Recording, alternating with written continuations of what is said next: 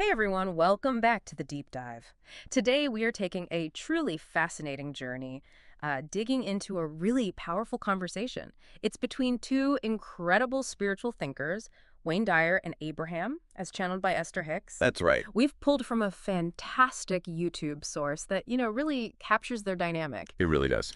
So, our mission here in this deep dive is to unpack their unique insights. We're talking manifestation, vibrational alignment, the nature of our reality, really. Yeah. Get ready for some surprising aha moments and hopefully some powerful, actionable wisdom that you can use to kind of shift how you experience your day. It's such a profound dialogue, isn't it? Mhm. And what's really fascinating, I think, is how they manage to take these incredibly deep spiritual concepts Uh-huh. and make them so practical. It's not just abstract theory floating around.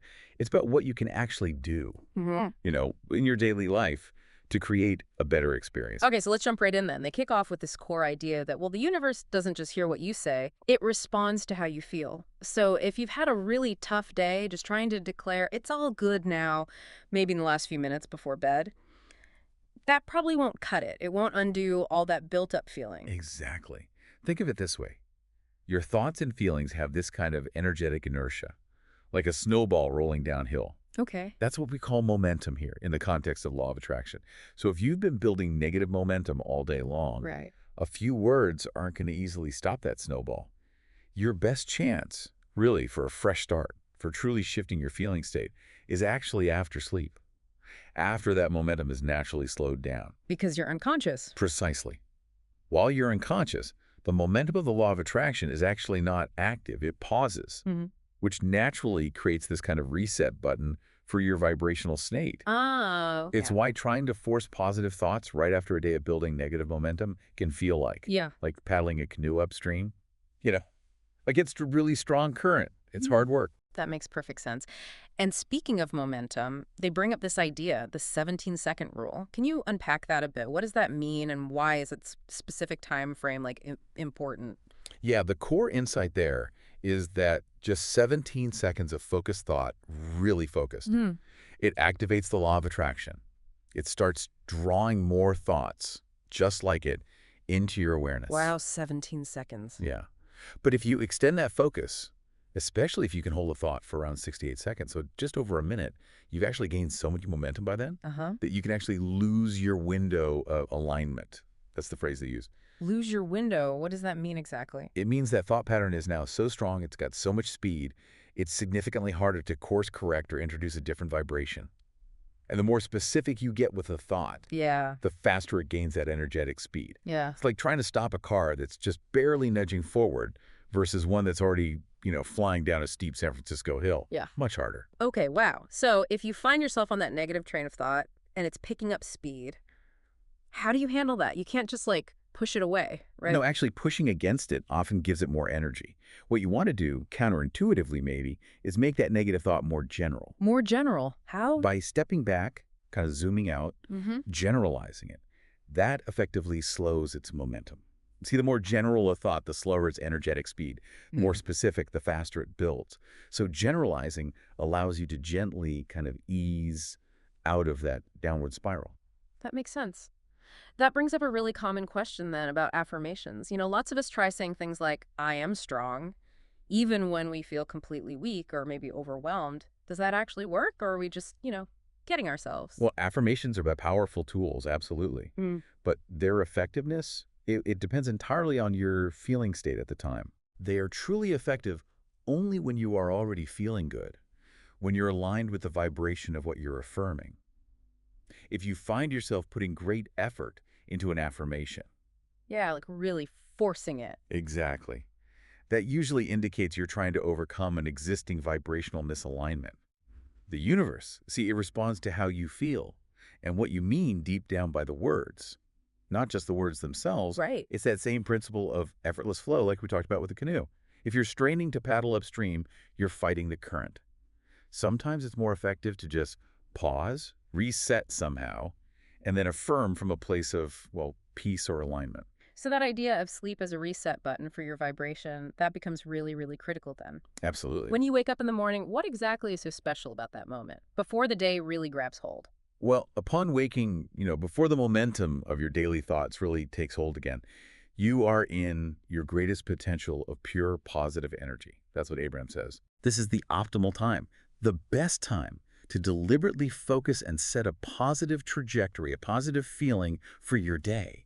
You have that pure potential for deliberate creation before the world starts, influencing your vibration again. It's fascinating how many spiritual teachers really emphasize those early morning hours.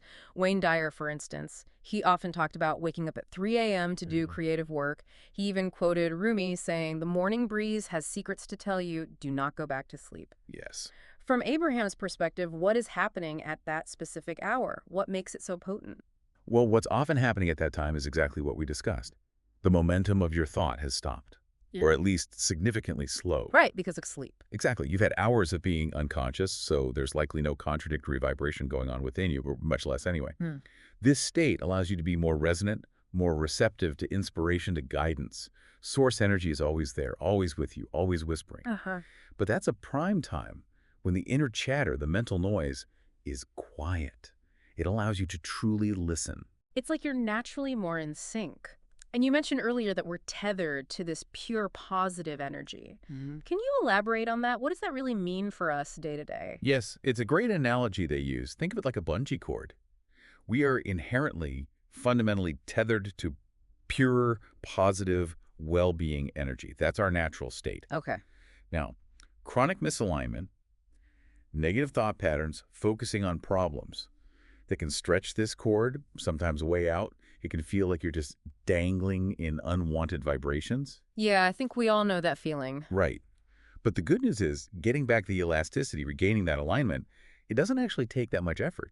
You can spring back quite readily, quite quickly, just by deliberately choosing better feeling thoughts and perspectives. It's your natural state, not something you have to earn or fight for. It wants to pull you back. That's a really great image, the bungee cord. Now let's talk about Abraham directly. For listeners who might not be familiar, who exactly is Abraham and what's the process like with Esther Hicks channeling them? Sure, so Abraham's defined not as a single person, but as a collective consciousness. A vibration, really. A collective. Okay. Yeah, it's described as source energy, which is what many humans might refer to as God or the universe or all that is. Esther Hicks, the channel, she receives what Abraham calls blocks of thought from this collective. Blocks of thought, not words. Not initially words, no, more like conceptual packets of understanding. And then her mind, her vocabulary, translates those into physical words. But the fascinating part is Abraham emphasizes that everyone has access to this process, receiving inspiration, guidance. It's just a matter of consistently tuning your own frequency high enough, quieting your mind, and allowing it in. So we're all connected to this source energy then. I've often heard the phrase, we're not human beings having a spiritual experience, but we're infinite spiritual beings having a temporary human experience. Is that basically what Abraham is saying here? Precisely. Mm-hmm. That sums it up beautifully. All physical beings are seen as extensions of source energy. We originate from source. And even when you're no longer physically focused, when the body drops away, you remain eternal. And apparently keenly interested in earthly experience. Wow. Still interested. Oh, yeah. And those thrill bumps or goosebumps you sometimes get for no apparent reason. Mm-hmm. Abraham describes those as moments when you are resonating directly with that pure positive source energy. It's your inner being, your source connection, saying yes, this alignment. It's affirming your connection. Wow. Okay, this leads to some really intriguing questions about, well, our life's path. Is it true from this perspective that we might have chosen things like our parents before we even arrived here in this physical world? The way Abraham explains it is that there's a powerful but general plan before birth. Not super specific, maybe, but general intentions. Okay. You knew you were coming forth into this physical reality, and you knew that the earthly variety would be perfect. Perfect for inspiring new preferences, new desires, and ultimately expanding source itself. Variety being contrast, challenge. Exactly. Contrast helps us know what we do want. And consciousness, they stress, exists independently of the brain. The brain is merely a focusing mechanism for our time here in the physical. So our desires don't just stop when we transition out of the physical. Not at all. In fact, Abraham says that when one reemerges into the non-physical, they shed all doubt and fear and worry. All resistance drops away. You become pure positive energy again. but you maintain a keen interest in loved ones, in earthly affairs, just from a place of pure love and well-being, with no resistance. Wayne Dyer shared such a deeply personal story, didn't he? About forgiving his abusive, absent father at his grave. From Abraham's perspective, what was really happening in that incredibly profound moment, it sounds so difficult, yet he found such peace. Yes, it's a powerful example. Forgiveness, from the source perspective Abraham offers, it isn't really about changing the past or even changing the other person. It's about letting go of the resistance that's keeping you from your alignment. So it's about you, not the other person. Entirely about you. Wayne's father, from a source energy viewpoint, the non-physical perspective was always loving. Even when, in his physical body, he might have been pinched off from expressing or feeling that love due to his own pain and beliefs. It was Wayne's own understandable bitterness and resentment that was the impediment, that was keeping him from his own well-being, his own connection to source. The ultimate shift, the release he felt, came because his father's now non-physical love was stronger than your hate, as Abraham put it. It caught Wayne in a moment of vulnerability, a weak moment of receptivity, allowing him to let go of that resistance and reconnect with his own source alignment. The forgiveness freed him.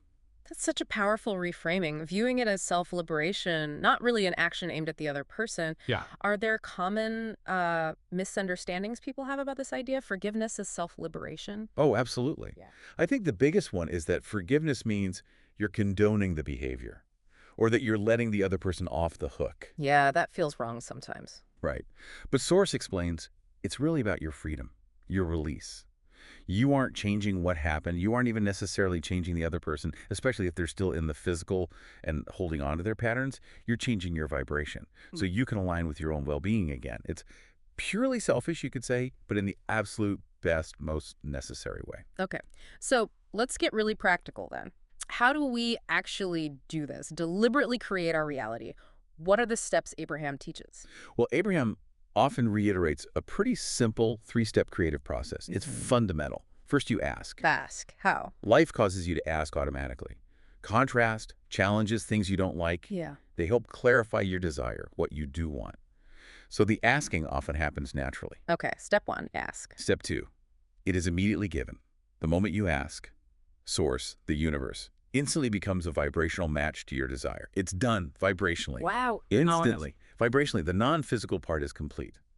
Step three, and this is the crucial part for us, is allowing, which simply means finding vibrational alignment yourself so you can receive what has already been given vibrationally. Okay, that makes perfect sense conceptually, but I imagine step three, allowing, that's often the biggest hurdle for people, right? Absolutely. That's where we usually get tripped up. So how do we manage our emotional state, our vibration, day to day, so we can actually allow and receive what we're asking for? Yeah, you've hit the core challenge right there. Your emotional state, your dominant vibration. Yeah. Abraham sometimes likens it to being on different discs, like different frequencies or channels. Discs, like CDs. Sort of, yeah, as an analogy. There's maybe the ornery disc, where you're just neutral, maybe a bit irritable. Then there's the happy disc where you're feeling joy, Yeah. appreciation, and lots of discs in between. Okay. Consistent practice, they say maybe for 20 or 30 or 40 or 50 days of deliberately choosing good-feeling thoughts first thing in the morning. Back to the morning again. Back to the morning. That deliberate practice leads to sustainable alignment. It helps that momentum begin to flow in a positive direction. You're basically training yourself, getting that elasticity back in your personal bungee cord, making alignment your default. So what happens then when challenges or problems still show up?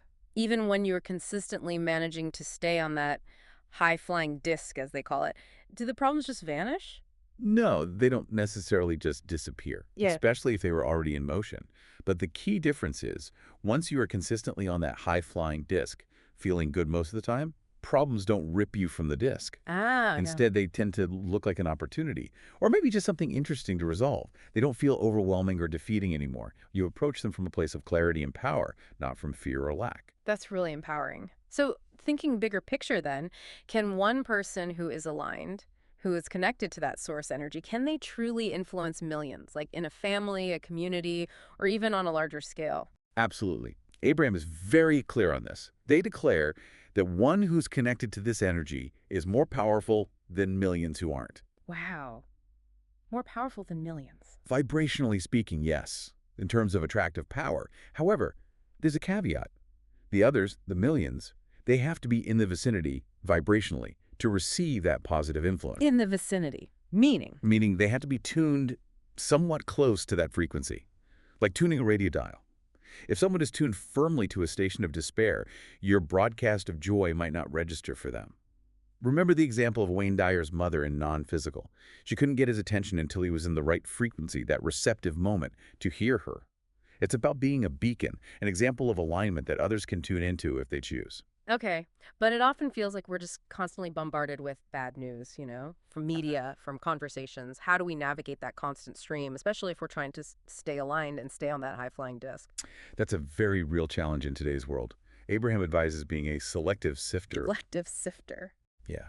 Choose deliberately what you focus on. Focus on what is wanted. Try to view the world as much as possible through the eyes of Source. Source is always looking at expansion, at solutions, at well-being. It's that same core principle again. When you push against what you don't want, you actually practice that vibration. And attract more of it. And law of attraction faithfully brings you more of what you're vibrating. So instead, focus on the solution, on the well-being you desire. Become a vibrational light for what you want to see, rather than railing against what you don't. You shared a really cool anecdote earlier that illustrates this perfectly. The blue glass, butterflies, and feather experiment with Esther Hicks. How did that unfold again? Oh, right. Yeah, that's a great story. Yeah. Esther was apparently having a frustrating day, maybe after a difficult phone call, and Abraham encouraged her to just, for a little while, deliberately ponder 3 specific non-resistant subjects, things she didn't have much emotional charge around. Okay. The chosen subjects were blue glass, butterflies, and feathers. She just thought about them generally, easily, without striving, and within just 2 hours. 2 hours. Yeah. The universe orchestrated this precise encounter where she saw an amazing display of blue glass in a shop window. She was suddenly surrounded by a flurry of butterflies, and then a child walked up and handed her a beautiful feather. Wow. All 3. All 3 in quick succession. It was a powerful demonstration of how easily and quickly things can manifest when resistance is absent. And it shows how a deliberate focus on something easy, something non-resistant, especially in the morning, can kind of prime the pump, open the door to surprising manifestations of the bigger things you do want later on. That's incredible. It sounds like this path could lead to a kind of God realization, maybe, or achieving a state of perfect love. Can we actually reach a state of love that has no opposite while we're still here in physical form? That's a deep question. Yeah. Abraham clarifies that the physical realm operates on duality, on contrast. That variety is actually essential for expansion. It's what births new desires, which is necessary for an eternal universe. So contrast is good, or necessary at least. Necessary for expansion, yes.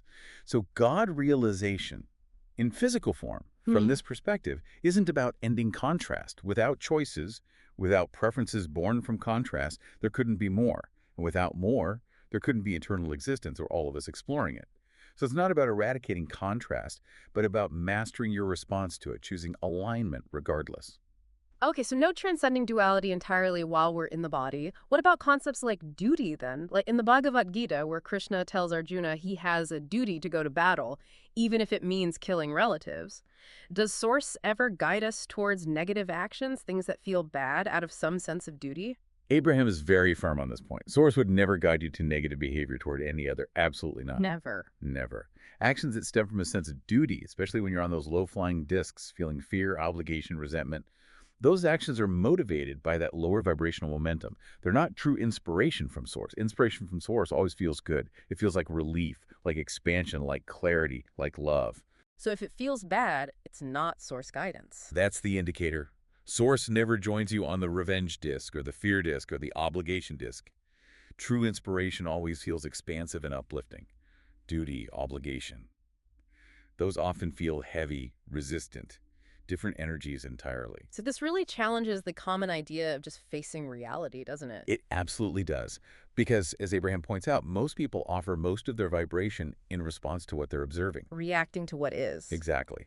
And by reacting, especially negatively, they end up creating more of what they're observing, more of what they don't want. True power comes from deliberately shifting your focus to what you want, regardless of current conditions. becoming a deliberate creator, not just a creator by default based on observation.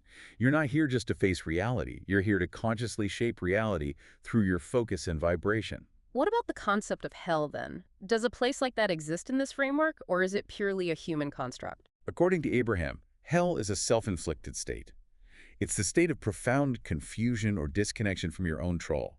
Source energy, experienced right here in the physical. It's the pain you feel when you resist your own natural well-being, when you pinch yourself off from that flow. So it's experienced here, not after death. Experienced here. Upon reemergence into non-physical, all that resistance drops away. All doubt and fear, all grudges, all hatred, all misunderstanding are left behind. Source never judges or condemns. There's no eternal punishment. The greatest punishment is purely self-inflicted, by depriving yourself of your own innate connection to joy and well-being while you're in physical form. I mentioned earlier, I had a personal experience related to healing from leukemia involving a man called John of God in Brazil. From the Abraham perspective, what was actually happening there? Was he giving me energy, or what was the mechanism? Well, remember, healing is fundamentally alignment. It's allowing your natural state of well-being to flow. John of God's role, from this perspective, wasn't primarily to impart new energy or act as an intermediary because you already have direct access to that infinite source energy stream. Okay. So what did he do? What he likely did, or what the environment and expectation around him did, was cause you to focus in a way where you had stronger expectation, a powerful belief in healing. That focus, that expectation, helped to soothe the vibration of misalignment, the fear, the doubt that was blocking the flow. Ah, so I allowed the energy. Exactly. You allowed the already present source energy to flow unimpeded. Abraham says fear is the opposite of the way source feels about you in that situation. By shifting focus towards hope and expectation, you align more closely with how source sees you whole and well and allow that reality to manifest physically. It was your alignment, activated perhaps by the circumstances, that facilitated the healing. That makes so much sense now. It really brings it back to the individual's alignment, which Yeah. hammers home that idea. You often hear you have to serve self before you can serve others. Is that how it works here too? Precisely. You cannot effectively serve others unless you have served yourself first, by tuning into that source energy, by finding your own alignment. An aligned individual acts like a powerful satellite dish. A satellite dish. Yeah, broadcasting that high frequency of well-being. Others who are in the vicinity, vibrationally speaking, can then potentially rendezvous with that higher vibration. You become a point of attraction, a beacon that helps lift others, but only once you've secured your own signal, your own alignment. You can't give what you don't have access to yourself. Okay, let's take a current issue. We see so many concerns today about, say, genetically modified foods or the food supply being controlled by just a few corporations. How do we apply these principles to these big, widespread, seemingly intractable problems? It's the same principle, just on a larger scale. Abraham strongly advises against dwelling on the problem itself, pushing against it. Because remember, when you push against what you don't want, You practice that vibration and get more of it. exactly, you inadvertently practice the vibration of lack or fear or contamination, and the law of attraction just brings you more evidence to support that vibration. Instead, the guidance is always to focus on what you want the results to be. So focus on healthy food, abundance. Yes, become a vibrational light for the vibration of well-being. Focus on healthy food, on sustainable systems, on abundance, on solutions, on nourishment. Don't add momentum to the problem by constantly talking about what's wrong, researching what's wrong, fearing what's wrong. Focus your powerful energy on the solution you desire. Be the vibration of the answer. And what about something like political gridlock, where it feels like both sides are just so dug in, nothing's getting done, everyone's angry? It's exactly the same dynamic. Focusing on what's wrong with the politicians or how broken this system is, that just adds more energy, more momentum to that reality. You actually defeat your own purpose of wanting things to be better. So what's the alternative? Just ignore it. Not ignore it, but shift your focus. The electorate, the collective consciousness, has a powerful underlying desire for things like a functioning government, cooperation, productive solutions. Focus there. Focus on the desired outcome. Hold the vibration of what you want to see, because you are powerful creators, remember, not just facers of reality. You have the power to influence the collective vibration by aligning with the solution, not amplifying the problem. Wow. This depth dive has really unveiled some profound stuff. Revelations about our own personal alignment, our immense capacity for deliberate creation, and that eternal connection we have to source energy. It's a powerful reminder, isn't it? that we are far more powerful than we often give ourselves credit for. Indeed it is. And the core message really remains so beautifully simple. Source is right there for all of us, whispering to us, speaking clearly to us. All we have to do is just listen a little. It's not far away. It's an ever-present guidance system always, always leading us toward our greatest good, our expansion, our joy. And for you listening today, maybe just consider this as we wrap up. Think about that bungee cord analogy. How easily can you be pulled back to your natural state of well-being?